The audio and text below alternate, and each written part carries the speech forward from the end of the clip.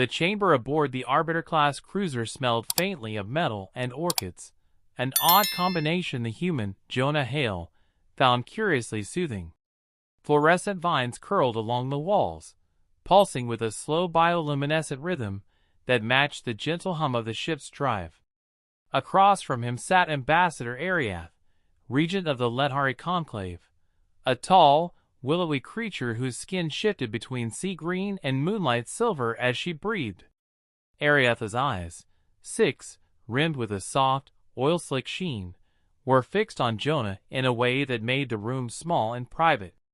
Around them, the Conclave's aides lingered just beyond the translucent curtain, politely visible and emphatically distant.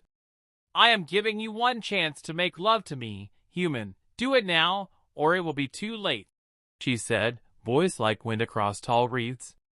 Jonah had expected political maneuvering. He had not expected lyricism. He had certainly not expected an ultimatum that stooped toward intimacy as currency. He swallowed, feeling the careful diplomacy taught to him by Earth's envoy core tighten his tongue like a cord. "Ambassador," he began, measuring. Ariath raised a hand. Long, delicate fingers folded like closing petals. "No parley," she said. "We will not talk forever while the spores bloom in the cargo deck and the infants die. You humans call it a plague, our biologists call it a bloom. My people are not immune. The fungus consumes our young unless a bond is formed to stabilize their receptors. The bond requires warmth and the exchange of heart rhythm and scent. We have no mate among our numbers left who can supply what is needed." The aide shifted, whispers threading the air. Jonah's training pinged emergency flags. The Conclave had requested Earth's aid 2 cycles ago. Jonah had come alone as an observer, standard procedure for first contact with ritualized species.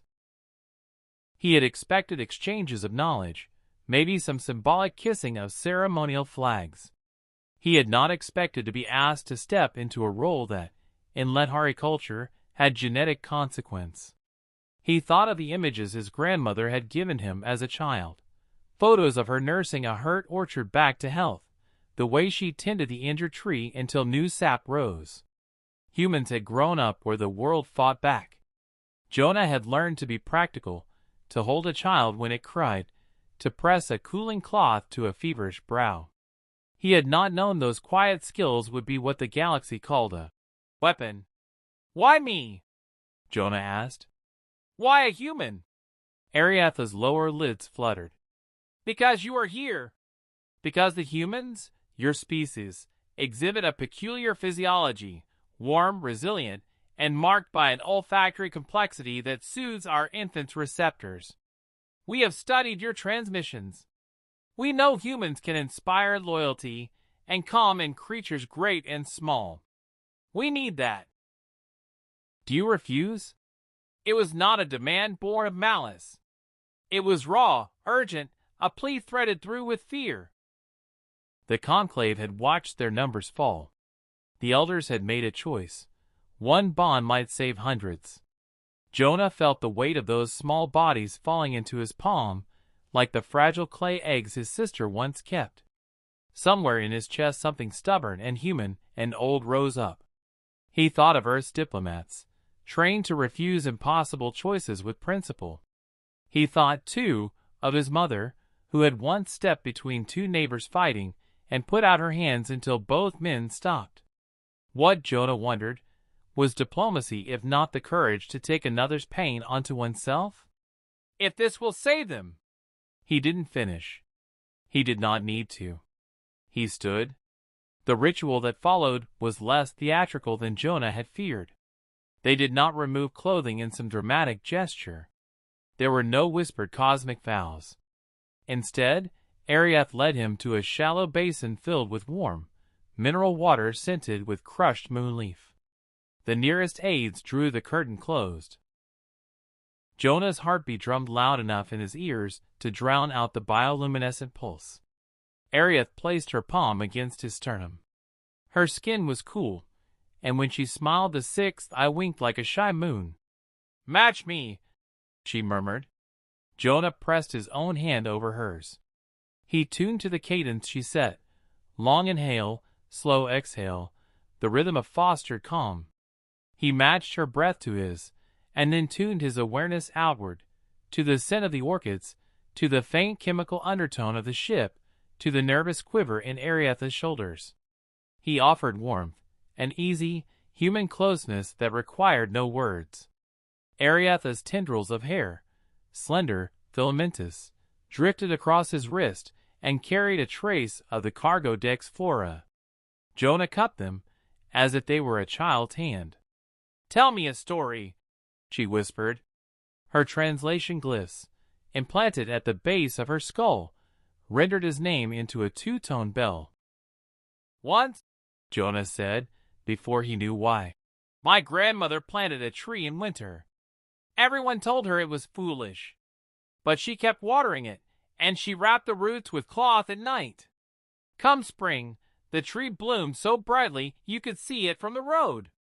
He could feel the absurdity of telling a human anecdote to an alien, but the cadence was right.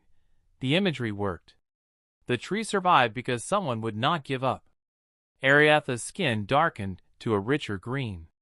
The basin's water shimmered. "Hold me," she said. Jonah did. He let his body be a shelter, simple, human, honest. He did not pretend to be a savior. He did not romanticize the calculus he had agreed to. He simply pressed what he could offer into the moment. Steadiness, physical proximity, the kind of quiet that told an infant all would be well. Outside, in the cargo hold, technicians monitored bio-readouts. The infants, buffered by Ariatha's bond, stilled their convulsions. The bloom slowed. The Conclave's physicians allowed themselves anxious breaths that sounded almost like sobs of relief. When Jonah finally stepped away, when the curve of the bond faded and Ariath laughed, soft, delighted, almost like finding sunlight after a long storm, the aides parted to reveal faces that had been tight with fear now softened by a strange, new warmth. "You should know," Ariath said, as the curtains opened and the chamber returned to its official light, "that Lethari bonds are not only biological. They leave marks, small, fragrant. You will carry our scent for many cycles. If you wish to leave us, your people will welcome you home the same. If you wish to stay, you may be adopted." Jonah looked down at his palm where a faint, iridescent residue clung. He thought of Earth's cold winters and hot summers, of his grandmother's stubborn tree, of how survival had always been less about weapons and more about touch. He smiled, the kind that creased his eyes. "Tell the Conclave we're not gods," he said. "We're not monsters either. We're the ones who hold hands when the world is breaking." Word spread, as rumor always did, but this time the story bit differently. It did not speak solely of flame and voracity.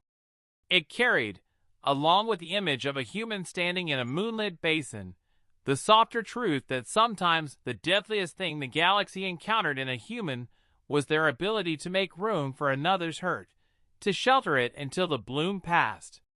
And somewhere, in a quiet corner of the Conclave, infants breathed easier, and a regent laughed with the reckless gratitude of someone who had been saved by a stranger's hand.